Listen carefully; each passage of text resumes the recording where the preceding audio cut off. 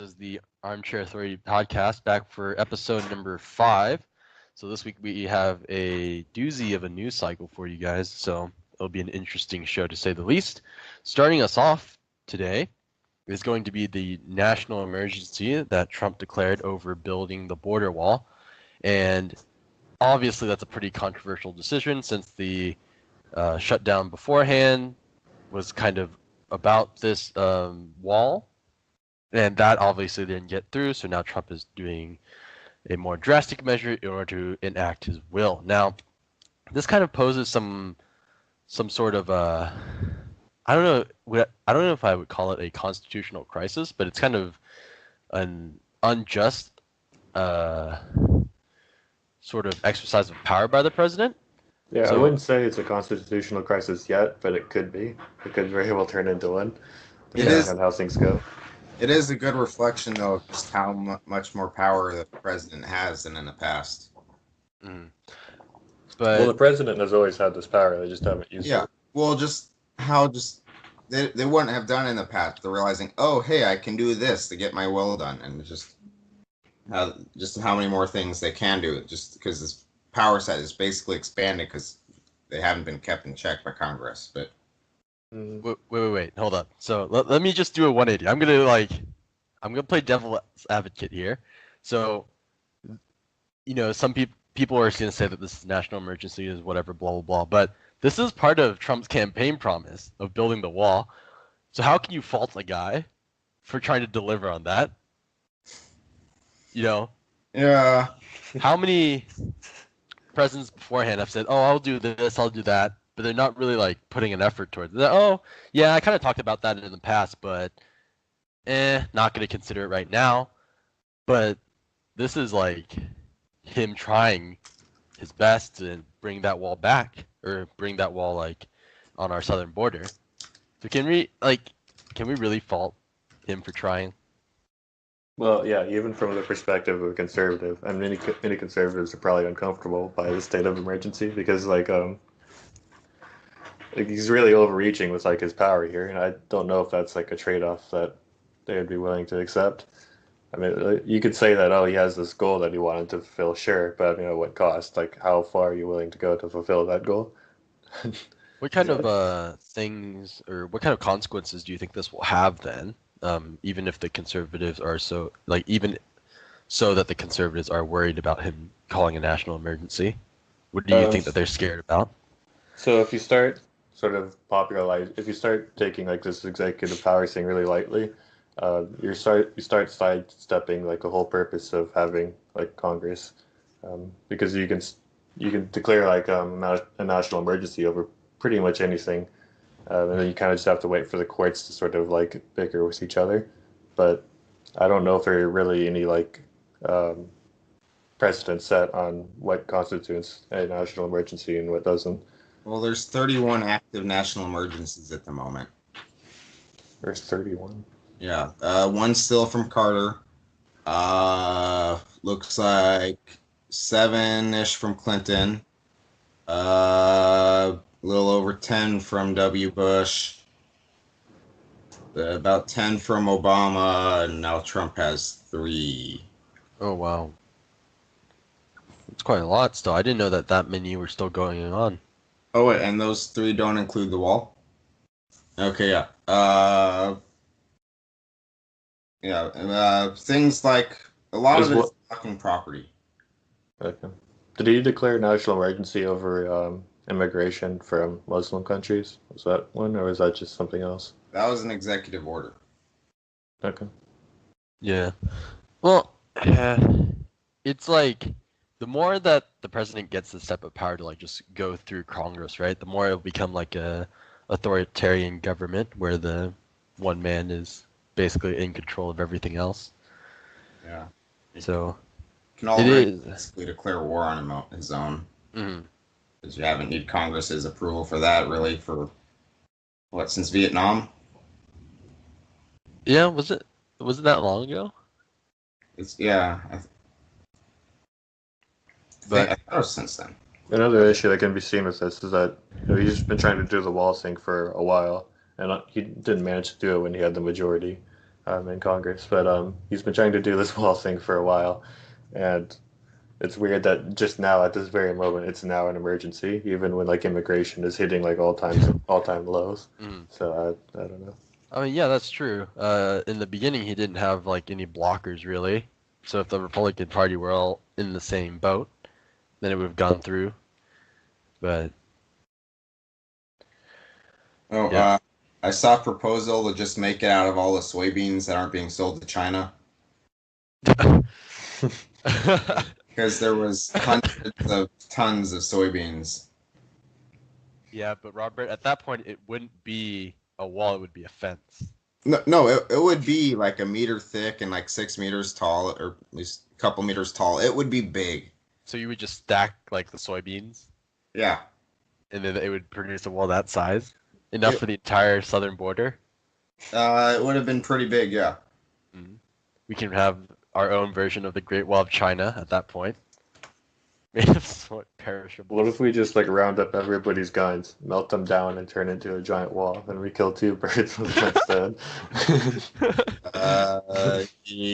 That's not gonna happen anytime soon. That's not gonna happen. We can hope. I mean, yes, like segueing a little bit into like the gun debate, right? Uh, guns. I know this is gonna be somewhat bad to hear, but I do agree with the fact that guns aren't evil and they are not the ones who do the shooting. Because technically they're just tools, right? And like stuff like knives are tools. It's just the way that people use them and the people who get access to them. That's the problem. Now, if we could actually spend money on mental health or whatever, but Yeah, that's always been my big issue. Like, I don't actually support like taking people's guns, but I do think that we have a big issue with mental illness in this country. There are a lot of other countries that have easy access to firearms, but they don't have mass shootings at the level that we do. So there's obviously something wrong with our country. What is it about Americans that make us want to like commit mass murder? We work too long, Edward. We work too long. But Over the work week. I think that we need like better infrastructure to support um, mentally ill people. And I don't think it's mainly mentally ill people either, right? Well, I would classify anyone willing to commit a mass shooting to be mentally ill. Would you say like people who are, well, okay, I retract that statement. Yes, I agree, but I guess more of what I was trying to say is that a lot of people work like multiple jobs just to support their family and stuff, and that could go like 60-hour weeks, 80-hour weeks, whatever, right? Mm-hmm. And over that course of time, their like mentality gets degraded. And I don't know if that would cause like shootings or anything like that. Maybe like for like their boss or something, or like their company, they're making me work so hard for like pennies. So Yeah, I definitely think that a stressful work life could contribute to it. Yeah. would you say that a stressful work life, people who undergo that regularly, would you call those people? No, that argument doesn't hold any water. So just drop that, because if they get to the point where they want to commit a mass shooting, then they're mentally ill, 100%. It seems like most mass shootings are committed over, well, I don't actually know. I was gonna say over like ideological things, but I'm not actually sure about that. Yeah. yeah, the most recent one was just he got fired from work, Mm-hmm. although he wasn't supposed to have a gun anyway. So You know what properly ties into our gun debate, though? It's the story about Roger Stone and the picture of the judge with the crosshair on it. This is some like next level. This is some internet meme stuff where like some people who are just angry with like a content creator or someone that just like jokingly creates this like picture that blows up on the internet. This is what this is like. It's very obviously like a dog whistle. Do you know what a dog whistle is? No, explain to us and our viewers. So it's like whenever you want to make like a really like offensive or outrageous statement, but you only want like people like within like the circle of knowledge to understand it. So like he could post this picture with the judge, and then like over in the corner there's sort of like the small crosshair or whatever, and it's like the idea is that most people wouldn't get it at all, but then you'd have like your own like sort of like group of people that'd be like, oh yeah, I know what he's talking about. um, it's a very, I think it's very like subtle, but a very like intentional move. Dog I still mean, is a concept. Oh, go ahead. I mean, there's like no way that little left corner that just so happens to have a crosshair is like not on purpose. There's Yeah. no way. Yeah. Yeah. I was going to say dog whistles are a concept that really frustrate me. Because, yeah, the whole point is that it's supposed to sound normal to most people. Mhm. So just, you can have a discussion and someone will say, oh, no, that's actually a dog whistle. Well, perhaps, but I want to talk about the normal meaning about it instead of the, say, racist meaning or whatever. Yeah, sure. Well, And it's just, I don't know what to do about that. Well, that's what it's the issue with people with like I mean they call it sort of like crypto like racism or whatever, where like people who like try to be racist but also don't like say it out loud, so then it leaves everyone else like wondering if like the person that they're talking to is like a racist or not, or if like they're just a normal person. It makes it really hard to differentiate between the two. yeah. Well, so what would you say would be like? Is there any difference now if like that crosshair was directly on her forehead Um, with the amount of backlash that this has gotten? oh, it'd probably get a bigger backlash. Yeah. I think like there wouldn't be a difference in message. I think the message is the same, but there would be a difference in I guess how much he's willing to put it out there. Well, because of that, he got that gag order placed on him where uh, he wasn't allowed to testify on his own behalf, right? Mhm. And I don't know, like he was apologizing profusely afterwards. It's like, oh, I didn't mean to do it. Like, come on, dude, you totally meant to do it. No, so would like Roger Stone. There's no way. It was totally No, back intentional. just own it up. You did something. Just don't say like, oh, But he's such like a memer. We all know his personality, right?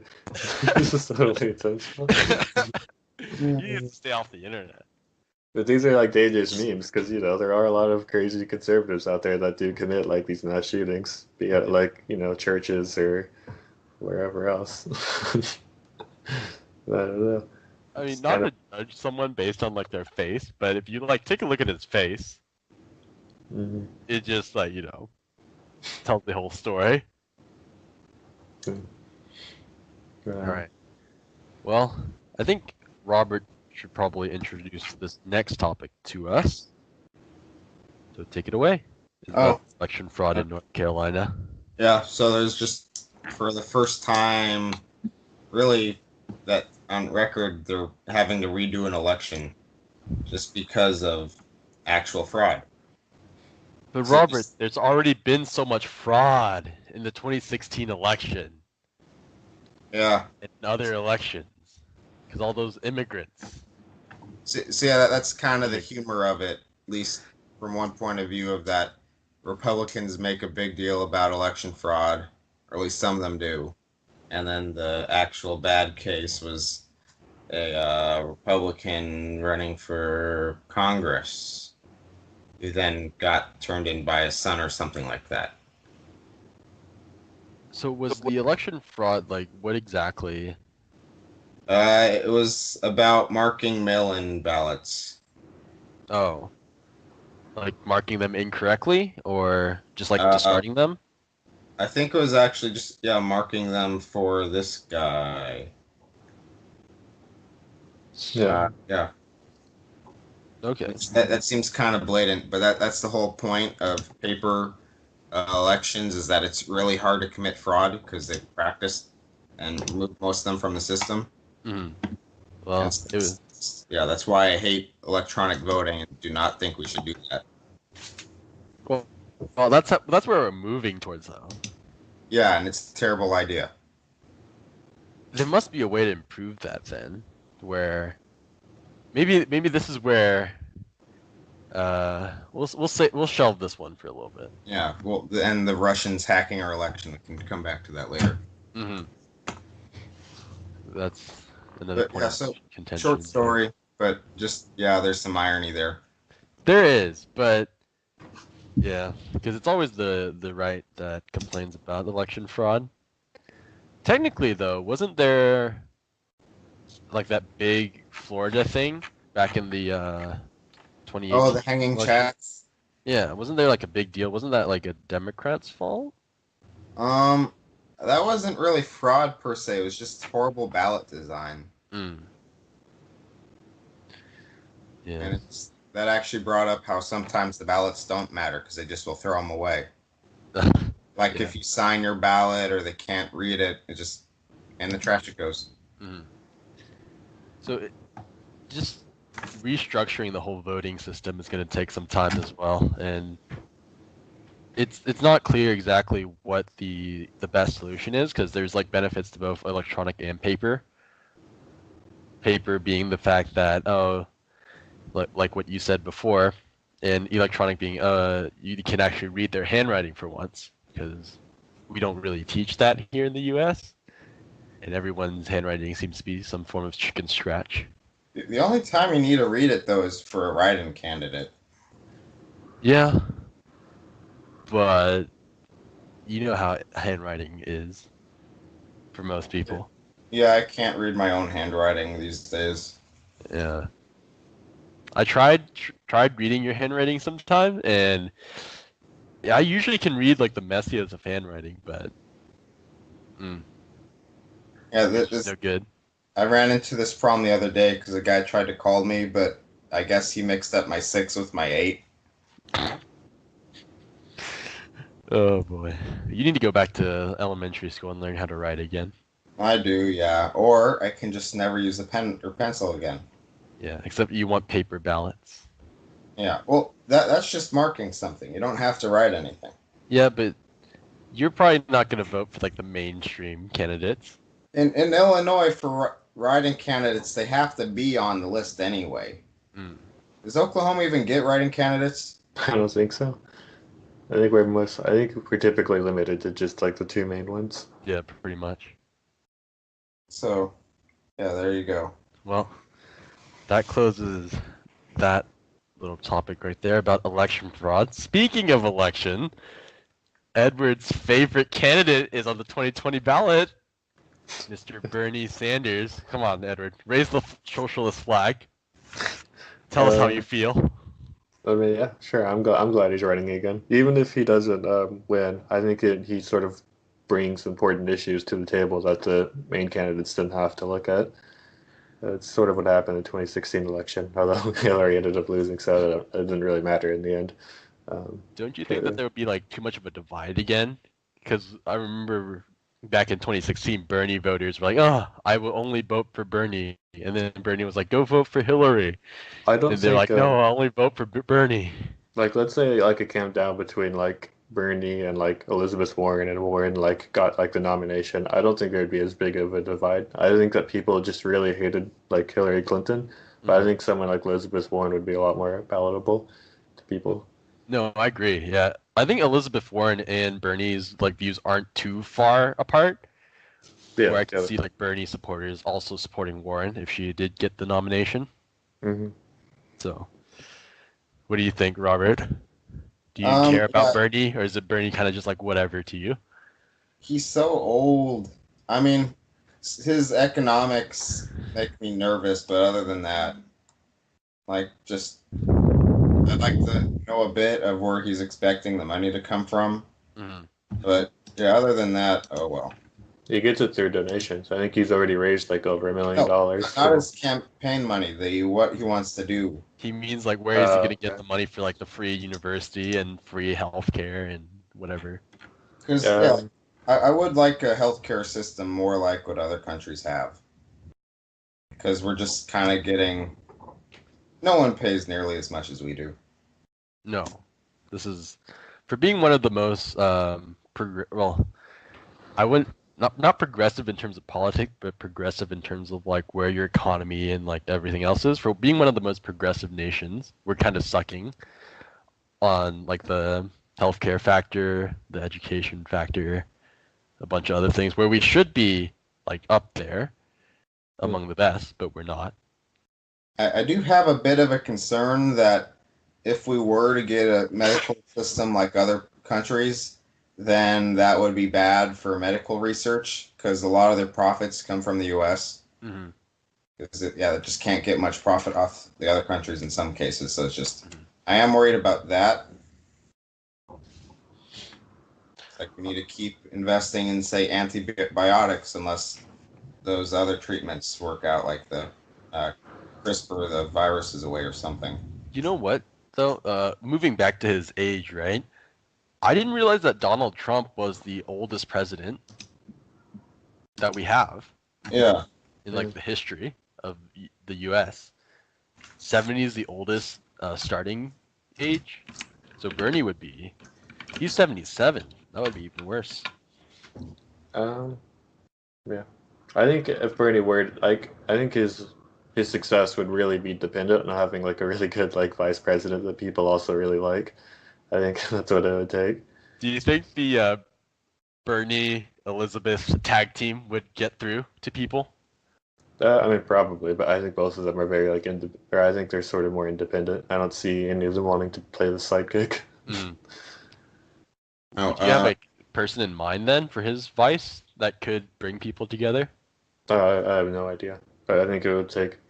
I think it would really be helpful for him to have like a really good vice president pick. Mm. What were you saying, Robert? back to being the oldest. So yeah, Reagan was about 2/3 of a year younger than Trump. Yeah. But then he did serve 2 terms. Yeah. So at the end of his presidency, he was about to turn 78. I know.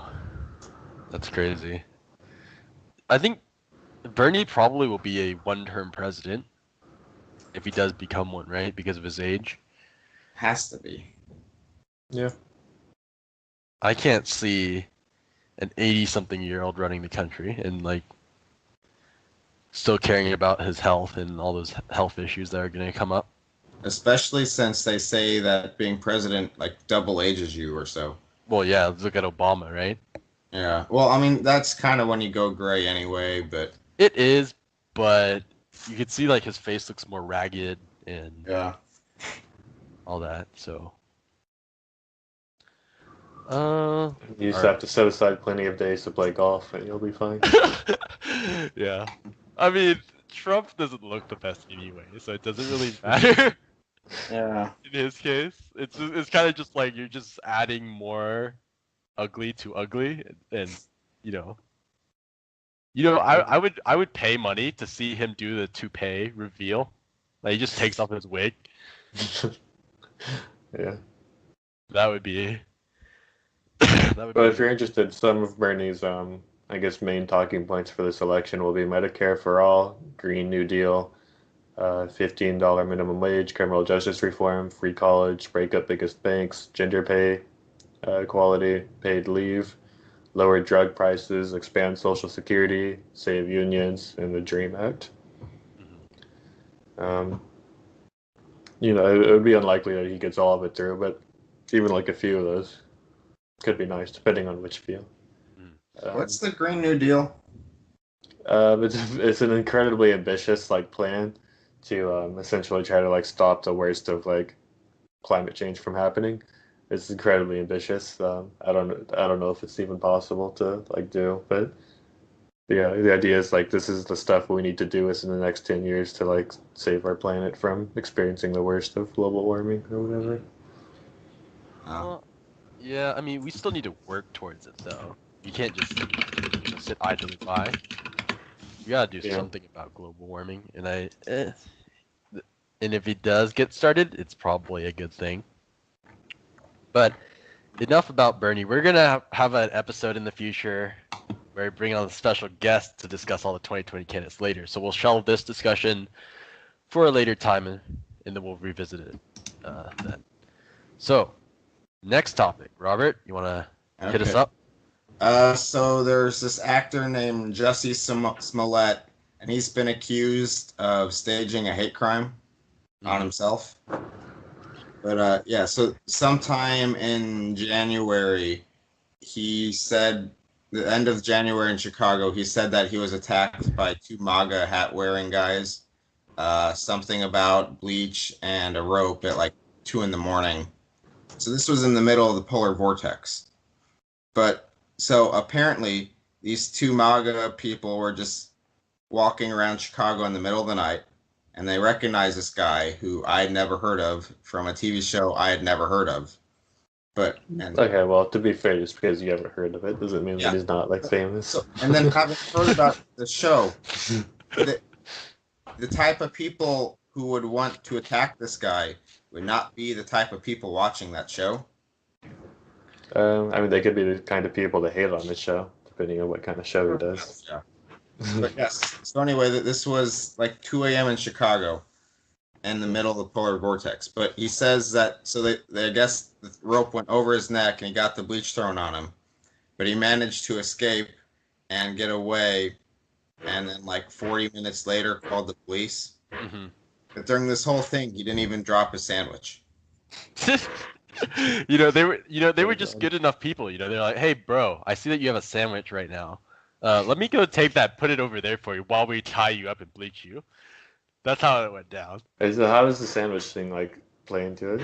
Well, just so he had a sandwich when he was attacked, and his sandwich was still fine after being attacked. Yeah, it was basically saying that it was faked and he wasn't actually roughed up, because if he was, the sandwich would either have bleach on it or be like deformed or like whatever. But I mean, is there like video evidence of him in a sandwich? Like, how's that fit in? Chicago police, I guess, have found a lot of camera stuff, from just security cameras. But yeah. So then I think the FBI are also involved, because something about receiving a letter with powder beforehand. Yeah, but so there's other details, but the main importance of this is just staging a hate crime on yourself does not help whatever cause you're trying to help. It just kind of makes more people suspicious that it's even a valid cause at all. What are you talking about, Robert? This supports my cause and that of the right wing for saying that fake news exists. Oh. This is what I'm talking about.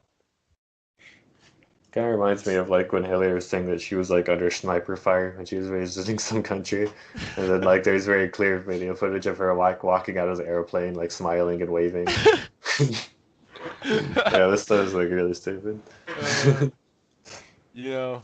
I'm not usually a fake news conspiracist, but with stuff like this, starts to include some like doubts in my mind of how many things may be faked.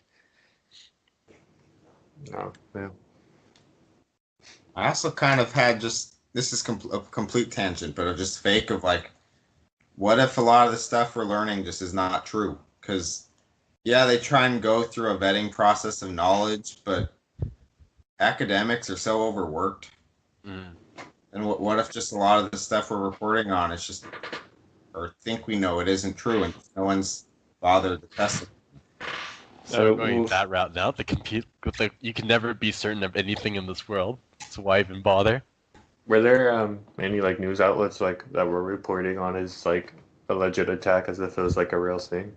Yeah, at first, but that I think, but then since then most of them have swung back. I mean, you don't want to call a guy out for saying, "Oh, you faked this," right away without some amount of evidence. Well, one thing that really annoys me, like I don't really like to jump down the whole like anti-mainstream media circle jerk or whatever, but one thing that does sort of bother me about the mainstream media is like the whole like breaking news cycle where they have to like report on something immediately and they can't like wait just a little bit. Like why report on something if there's no like evidence to support one way or the other, right? There's no evidence that like he's lying or that he's not lying. It's like why would you like report on it? Just like wait a bit. Edward, you already know the answer to that. You already know the answer. But it's the not stockholders, the money. Yeah, I guess. I blame Ted Turner. It just seems so like cancerous for like the general like public discourse to be leaping on like the newest bit of information before like the full story is like even close to coming out. Oh, that's Hey, just how where it have is. you heard that story before? That's just how it is. unfortunately. Like I wish- here on the Armchair Authority, we don't talk about news until like 2 weeks until it's 2 weeks old. We verify our facts first. Make sure you guys get the best sort of information, most Yeah. accurate. Verify is in quotations, though. Well, the name of the podcast already implies that, so you don't need to say that. Yeah. Right. I think this next one is also yours. Oh yeah.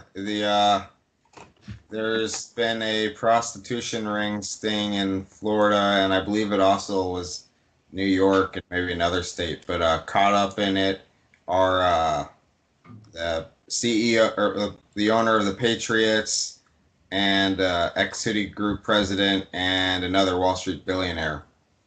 And so this was just, I guess, one of those Asian massage parlors in quotes. And, yeah. So Kraft is apparently only going to be charged as a normal, user, not part of the like the actual smuggling or whatever. But Like you my mean question, a user of like the prostitute? You mean like a patron? sure, there's a word for that. But They hired their escort services. not even that. But yeah, so just my question with this is that, so even if you don't know that anything wrong is going on, with stuff like this, shouldn't you have some sort of doubt that it is in fact shady beyond being illegal? So I guess to get this straight, so they hired these like group of like old rich dudes, like hired like a group of like prostitutes, and No, it turned no, out So this was like one of those strip mall massage places. okay. So yeah, it was like just a business, and just yeah. So these places have a reputation of being they human traffic women in from Asia, and then like steal their passport or whatever. Like they didn't want to end up in a job like this, but just they're told, oh, we'll bring you for a real thing, and then they're not. Oh, okay. So they went to like a massage parlor or something. So Yeah. like they were thinking they were gonna go to a massage parlor to Or get they like their free hand job or whatever. or they think that they'll get like some other job. They're just being brought to the U.S., but then their passports are stolen and whatnot, so they're just trapped. So you're basically saying that given the shadiness of these massage parlors, should they be faulted for partaking in this activity? Well, they already are, but it's just, should we hold them a bit more responsible? Is it just because? I feel like it's been somewhat of an open secret for a while, right? Yeah, exactly. Like I mean, I know. I know that there's basically like the equivalent of like Yelp or like Google reviews for like these types of massage parlors. So yeah, it's definitely like an open secret. Is that a dark web thing, or is that on the surface web too? Oh, it's on the service web. Oh dear. Well, in that case, then they should they should be held more accountable for that, right? Yeah. I mean, I think that like ideally, I think that you would find some way to sort of like legalize and sort of regulate like prostitution, Well, perhaps. But like the thing doing is- like this stuff is where it's like unregulated seems really sketchy. There's also studies out there suggesting that legalizing prostitution increases human trafficking. Yeah, I mean, I'd have to look into it, but yeah, I've heard stuff like that before. Yeah. And it's just because, yeah, very few women actually want to be a prostitute. Legalizing it won't make them want to be a prostitute anymore. Well, it's just to make the process safer, right? For the prostitute. Well, that's the argue in favor of it. Yeah. But I don't know. The people in the prostitution business, they don't seem very savory to me. Like they seem like they have many moral qualms. Okay, well, some of us don't get so caught up in morality.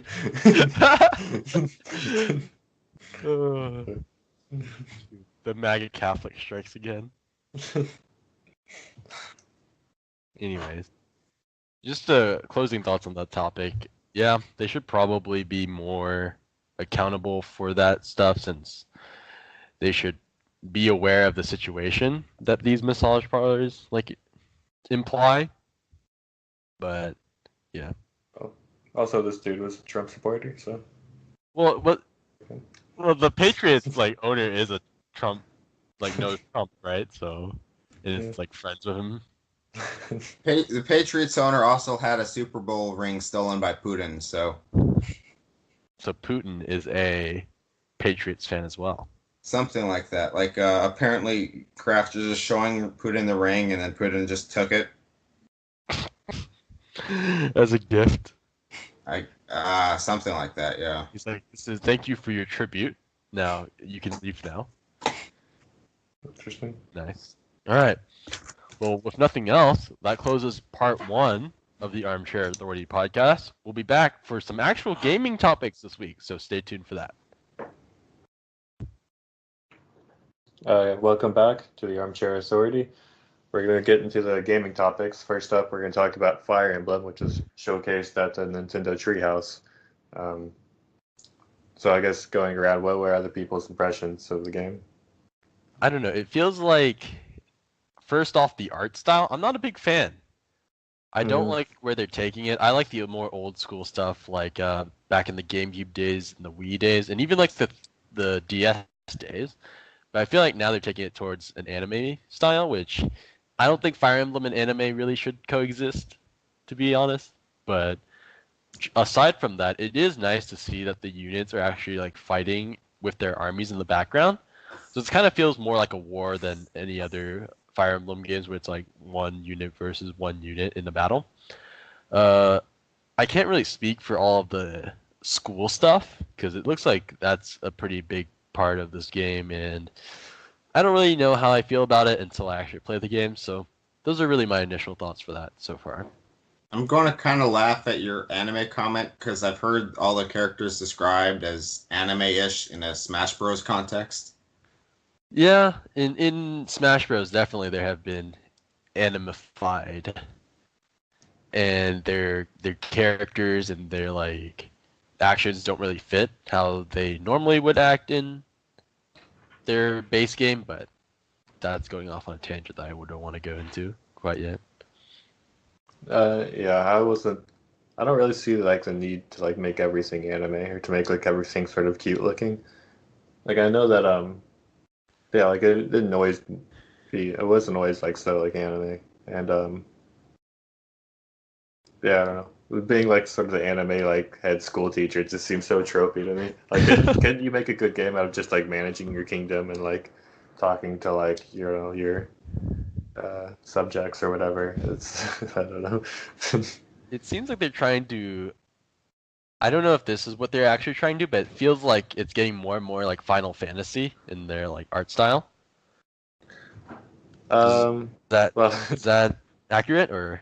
I don't. I mean, if we're looking at like Final Fantasy 15, which is very not anime and very like Western looking, I would say. I've So, actually never seen Final Fantasy 15. Final Fantasy 15 is like it's like you and like a group of like other like friends or whatever, and it's sort of like this boy band group, and you're like in this sort of like American Western looking environment. Mm. Oh, I see. You get that sports car too. Yeah, you're in the car. Okay. Noctis looks pretty anime in it, but Well, maybe I'm thinking of like Final Fantasy 13. yeah. Maybe that's what I'm comparing it to. But anyways, if the point stands, it stands. If it doesn't, Anyways, Just- aside from the art style, I thought the game looked pretty intriguing, and I'll probably pick it up. Why not? yeah, coming out this July for a little plug here for Fire Emblem Three Houses. Nice. And it's just one game this time. Yeah. 3 houses, one game. Yeah, not sponsored by the way, but if Nintendo wanted to sponsor us, If Bowser You know wants that? to give us the call. yeah, Bowser, if you want to hook us up, you know where to contact us. armchairauthority@gmail.com. Yeah. All right. On that note, bye, Reggie. Right, yeah. Yeah. Reggie is no longer the president of Nintendo. Mr. Bowser will step up to the plate now. Mhm.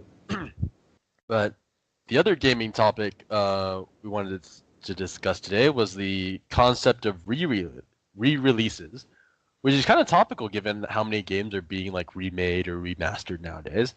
Speaking of that, I've been listening to Heart Gold and Soul Silver music, so that kind of plays to what I've been interested in recently. I think Robert brought this up because of Link to the Past. No, Link's Awakening. That's coming out. Yeah, Link's Awakening just is being released on Switch at some point. Mm. And from what I've heard, it really is basically the same game. It just looks a lot nicer than its Game Boy Color version, which again was a re-release of the Game Boy version, wasn't it? I know nothing about Zelda, so I'm gonna trust you on that. But yeah.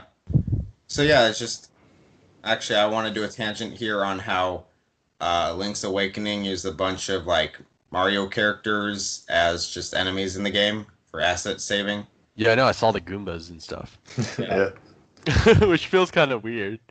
I can't say. I know these games are like really popular and they're probably pretty good in their own way, but I can't say I'm a huge fan of like the top-down like Zelda games. I don't know. It's just not for me. They feel easier than the 3D ones to me. Well, except I haven't played the original Legend of Zelda, but that one would be horribly difficult because who knows what to do. But I think going back to like the re-releases thing, I think after a appropriate period of time, I don't mind re-releases. But if it's like 3 years and they do a re-release, I'm not a big fan of that. I'm not a big fan of like the Skyrim model where you have to re-release Skyrim for every single like, thing that can play video games. Well, next, So did you hear that Skyrim is coming to your microwave in 20? Yeah, I'm ready for it. You saw the Skyrim on Alexa, right? Yeah, I saw that. I eat all the cheese. Well, Bethesda needs to like make the most money that it can before it eventually crashes from Elder Scrolls 6 and well the disaster that already is Fallout 76 and any other games they're coming out with. I have so little faith in them these days. Like I've been playing this game called Kingdom Come Deliverance, which is sort of like the same setup as this Elder Scrolls games, but it's set in more of like a realistic like medieval Europe. And it just seems so much more fleshed out and like detailed than like any of the Elder Scrolls games, and it's like from like some like smaller studio. It just doesn't make sense to me how like Bethesda can get away with like the recycled crap every time. Well, I mean the smaller studio probably has like more stakes to it, so they try to make it as best they can. While Bethesda is just cruising, right? Mm-hmm. They kind of just like, oh, we could just throw whatever garbage out there. Our fans will eat it up. Like if Elder Scrolls 6 has the same garbage combat that they've had for like the last several games, then I don't know. Oh no, it will. It will. It will have the same combat because they're not changing engines, right? Yeah. I doubt they're gonna be proactive enough to change the combat. They're gonna be like, whatever, throw it out. But circling back to re-releases, I know that Capcom was really successful with their remake of Resident Evil 2 lately. It's like one of their top-selling Resident Evil games, I think. Yeah. So Yeah. it's like pretty dependent on what game and how they release it, right? Because getting Skyrim shoved down your throat for like years is obviously not a good thing. But I do like how Pokemon is releasing their re-releasing their games though. They're changing up the mechanics. It's not like exactly the same. They put it in their new engine, and it gives the people who never got to experience those games a chance to. Because I think Soul Silver was released 10 years after Silver and Gold. So, Yes. so there's Honestly, that. I want to know the remake of those games because I still haven't played them. I know. They're like That's not 50 gonna happen bucks anytime still. soon. They already remade it. I actually have 2 copies of Gold, or Heart Gold, but I just want like the 3D environment. One thing that yeah, I hope they remake it eventually. Yeah, they'll have to do it eventually. I mean, you could probably just play the Soul Silver version through like the eShop, right? Maybe. Is it on Switch? no, the original Silver version is on the eShop. I don't think Soul the new Silver? one is. Okay. No, because they've re-released Gen 1s and 2s on Virtual Console. Uh-huh. But yeah, because I don't think they have anything on the eShop before 3DS. Okay. Well, yeah, that's gonna be a problem then. You just have to wait a little bit longer. Yeah. Nintendo's a little bit slow on those things. Yeah, so coming out this year is what, Gen 8, then they're going to do their Sinnoh re-release probably. I've never played the Sinnoh ones, and I want to. Yeah, What is I Sinnoh? really like them. Now I can't go Sinnoh's back. like Diamond and Pearl. They Oh, were I love so that one. slow, I didn't realize it at the time. Just, yeah, because Game Freak doesn't know how to program either. The reason I That's never true. played those was because I played so much Sapphire, and I never really got into because that was a DS game now, right? At that point, no DS was was GBA, yeah, Diamond and Pearl were the first DS games. Okay, because that was kind of like I'd never had a DS, so until like I think it was like the DSi XL or something like that. Maybe not Yes. even that. Maybe Yeah. I think I probably got a 3DS. I didn't even get to that, so I never played that. Okay, yeah, so, yeah, I think Heart Gold and Soul Silver were like they were 2009. They are 2009. You're correct. 2010, yeah. 2010 in America. While Soul and Silver, or Gold and Silver were 2000 for the US. So yeah, 10 years. 10 years is a fine time, I would say. Yeah. Especially with handheld games, since how much they're limited by the hardware. Because, like, yeah, the first Pokemon games, while a wonderful concept, were pretty bad. Yeah. I'd like to see some more progress. Like, they've kind of stagnated, and apparently sometimes they purposefully leave nice features out. Like, so they can use it next time as yeah, an like improvement. the Pokemon following behind you that they had in Soul Silver and Heart Gold, they purposely left that out to keep that special. Now they've brought it back with the most recent Switch games, which is a good sign. But yeah, that's 8 years. Quite a long time. I mean, I guess the last re-release I want to go over briefly before we move on is the StarCraft Brood War remastered. I thought that was a nice touch, keeping the game the same but giving it a nice reskin. And because changing stuff about like RTS games really messes with the balance, and I don't think that changing it would have made the fans very happy. So I'm glad they just did a reskin, made it look HD, and left it at that. So yeah, I'm overall fine with re-releases. I apparently need a better re-release than like what they did for Twilight Princess. I guess HD wasn't enough for me because I didn't even bother getting the Wii U yet. And that wasn't even the re-release for this Wii U that interested me. Well, I mean, it is the Wii U. So yeah. If it was on another console, you probably would have gotten it. I almost bought a Wii U just for Wind Waker. I bought a Wii U for Smash 4. What? I bought a Wii U for Smash 4 like 2 weeks before the Ultimate announcement was. That was the worst choice. Really? Yeah, I did. Oh my god. I was getting into Smash again. I was like, dang, I feel like playing this game. And I went out to buy a Wii U, and then I got it announced. I still haven't played the 3DS version. It was My so sisters bad. played it because I bought it, but yeah, that was really unfortunate timing. At least now my Wii U can be used as like a virtual console thing because I do have some games on there that I would like to play. Yeah, and they didn't the Wii shopping channel till like this year, so the Wii U will last a while probably. Yeah, so I'll just keep it for that. Anyways, going and moving past our gaming topics, we have our question section.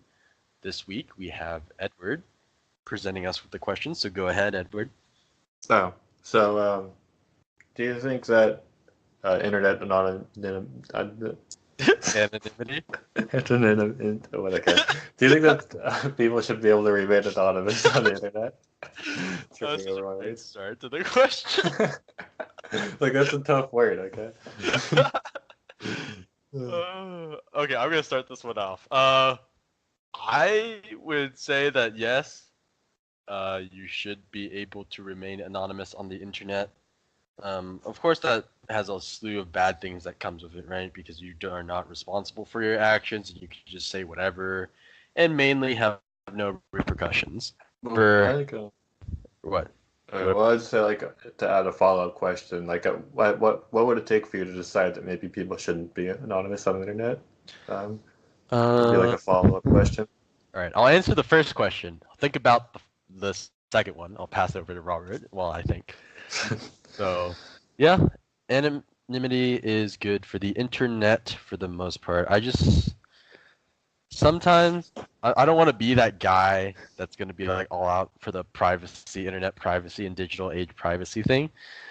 But there are some cases where I just don't want my information to be known by too many people. I'm sure if people really wanted to, they could track me down and all that stuff. But it's nice to have that barrier that you could put on. You could like have fake name, fake information, whatever. And I do appreciate that at times. So I'm really for privacy on the internet, which is kind of funny because why would I care? But it's just like it feels like giving up privacy on the internet is like giving up those other rights for the sense of security, like all our post 9/11 world, and it's just we shouldn't do that because what was it like? I think it was Ben Franklin, something like that those who give up their rights for security deserve neither. Is that actually a quote? sounds like a quote. I'm sure you could find it on some Yeah, those person's who probably give said up that before. liberty for security deserve neither. Mhm. Yeah, that was Benjamin Franklin.